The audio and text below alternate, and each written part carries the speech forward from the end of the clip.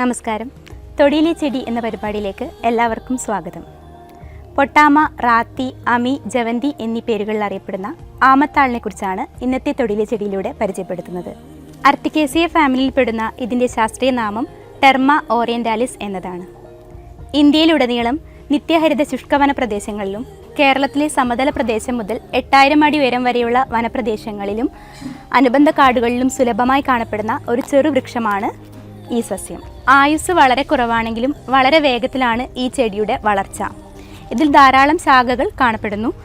ഇതിൻ്റെ ചെറു ശാഖകൾ ലോമിലവും ആയിരിക്കും. ഇതിൻ്റെ തടിക്ക് ചാരനിറമോ തവിട്ടു കലർന്ന ചാരനിറമോ ആയിരിക്കും ഉണ്ടായിരിക്കുക. ഇവയുടെ തൊലിയിൽ ധാരാളം ശ്വസനരന്ധ്രങ്ങൾ കാണാം. ഇവയുടെ തടിയിലെ മൃദുദാരുവിന് ചുവപ്പ് കലർന്ന നിറമായിരിക്കും ഉണ്ടായിരിക്കുക. അവ തീപ്പെട്ടി നിർമ്മാണത്തിനും കടലാസിൻ്റെ പൾപ്പ് നിർമ്മാണത്തിനും അതുപോലെ തന്നെ കരിമരുന്ന് പ്രയോഗത്തിനും വേണ്ടി ഉപയോഗിക്കാറുണ്ട്. ഇവയുടെ ഇലകൾ സമാന്തരമായിട്ട് ഇരുവശത്തുമാണ് വിന്യസിച്ചിരിക്കുന്നത്. ഇതിൻ്റെ അധരഭാഗം വീതി കൂടിയതും അഗ്രഭാഗം കൂർത്തതുമായിട്ടാണ് കാണപ്പെടുക. ഇതിൽ തന്നെ മുകൾ ഭാഗം വളരെ കട്ടിയുള്ളതും അടിഭാഗം വളരെ മിനുസമുള്ളതും ആയിരിക്കും. ഇവയുടെ ഇലകൾക്ക് ഏകദേശം 8 മുതൽ 15 സെൻറ്റിമീറ്ററോളം നീളമുണ്ടായിരിക്കും. പൂക്കൾ 1 സെൻറ്റിമീറ്റർ വരെ വ്യാസത്തിൽ പച്ച കലർന്ന മഞ്ഞ നിറത്തിലാണ് കാണപ്പെടുന്നത്. ഇവയുടെ പൂക്കാലം ഏകദേശം ഡിസംബർ മുതൽ മാർച്ച് മാസങ്ങളിലായിരിക്കും ഉണ്ടായിരിക്കുക. ഫലങ്ങൾ കറുത്ത് വൃത്ത ആകൃതിയിലുള്ള ആമ്രഫലങ്ങളായിരിക്കും. ഏപ്രിൽ മാസത്തോടെയാണ് കറുത്ത ആമ്രഫലങ്ങൾ പാകമാകുന്നത്. പഴങ്ങൾക്ക് ഏകദേശം 2 സെൻറ്റിമീറ്റർ വരെ വ്യാസമുണ്ടായിരിക്കും. ഇവ ഭക്ഷ്യയോഗ്യവുമാണ്. ഇവയുടെ തൊലിയിൽ ബലമുള്ള നാരുകൾ ഉണ്ടായിരിക്കും. ഇവ അപസ്മാര രോഗത്തിന് വളരെ കൂടുതലായിട്ട് ഉപയോഗിച്ച് വരുന്നുണ്ട്. അതുപോലെ തന്നെ ഇവയിൽ ടാനിൻ എന്ന പദാർത്ഥം കൂടുതലായിട്ട് അടങ്ങിയിരിക്കുന്നു. ഇതിൻ്റെ ചവറുകൾ നല്ല ഒരു വളം കൂടിയാണ്. ഇവയുടെ പരുക്കനില ഉണക്കി തടികൾ മിനുസപ്പെടുത്താനായിട്ടും ഉപയോഗിക്കുന്നുണ്ട്. ഇതിൻ്റെ കൂടുതൽ ഔഷധ മൂല്യങ്ങളെക്കുറിച്ച് ഡോക്ടർ CM ശ്രീകൃഷ്ണൻ നമ്മളോട് വിശദീകരിക്കും.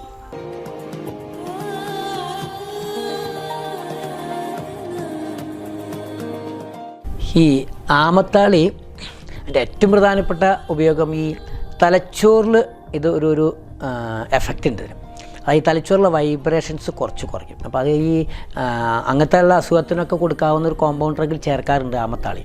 അല്ലെങ്കിൽ ആമത്താളി സമൂലം അതിൻ്റെ സ്വരസം എടുത്തിട്ട് ലേശം പശു നെയ്യും ചേർത്ത് കൊടുത്തു കഴിഞ്ഞാൽ ഈ അപസ്മാരം വരുന്ന ആൾക്കാർക്ക് വളരെ നല്ലതാണ്. മാത്രമല്ല ഇപ്പോൾ ഈ ഹൈപ്പർ ആക്റ്റീവ് എന്ന് പറഞ്ഞൊരു കണ്ടീഷൻ്റെ കുട്ടികൾക്ക്, ഇപ്പോൾ ഈ ഹൈപ്പർ ആക്റ്റീവ് കുട്ടികൾക്ക് ഈ ആമത്താളിയുടെ സ്വരസം അല്ലെങ്കിൽ സമൂലം അരച്ചിട്ട് വെണ്ണയിലോ നെയ്യിലോ ചാലിച്ച് കൊടുത്തു കഴിഞ്ഞാൽ ആ ഹൈപ്പർ ആക്ടിവിറ്റി കുറച്ച് കുറയും. അതുപോലെ തന്നെ ഈ ഉറക്കമില്ലാത്ത കുട്ടികൾക്കും ഇതുപോലെ ഇത് തേനിൽ ചേർത്തിട്ടോ അല്ലെങ്കിൽ നെയ്യ് ചേർത്തിട്ടോ അകത്തേക്ക് ഇതിൻ്റെ സ്വരസം അരച്ചിട്ട് കൊടുത്തു കഴിഞ്ഞാൽ ഉറക്കമുണ്ടാവും. അതുപോലെ ഈ ചെറിയ കുട്ടികൾക്ക് എപ്പോഴും ഈ കരയുന്ന ചെറിയ കുട്ടികളുണ്ട്. ആ കുട്ടികൾക്ക് ഇതിൻ്റെ ഈ നീരെടുത്ത് നേരെ നെറുകയിൽ ഇങ്ങനെ വെച്ച് കഴിഞ്ഞാൽ കുറേശ്ശെ ഉറക്കം വരും.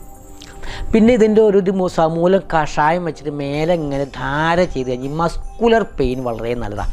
ഉദാഹരണം നമ്മൾ കുറേ കളിക്കുക കുറേ നടക്കുക എന്നറിയാം മസിലിന് ഇങ്ങനെ ഇത് വലിച്ചു തോന്നും. അങ്ങനെയുള്ള കണ്ടീഷനിൽ ഇതങ്ങോട്ട് കഷായം വെച്ച് ചുടുക്കൻ അതിങ്ങനെ ധാര ചെയ്ത് കഴിഞ്ഞാൽ വേദനകൾ പെട്ടെന്ന് കുറയും.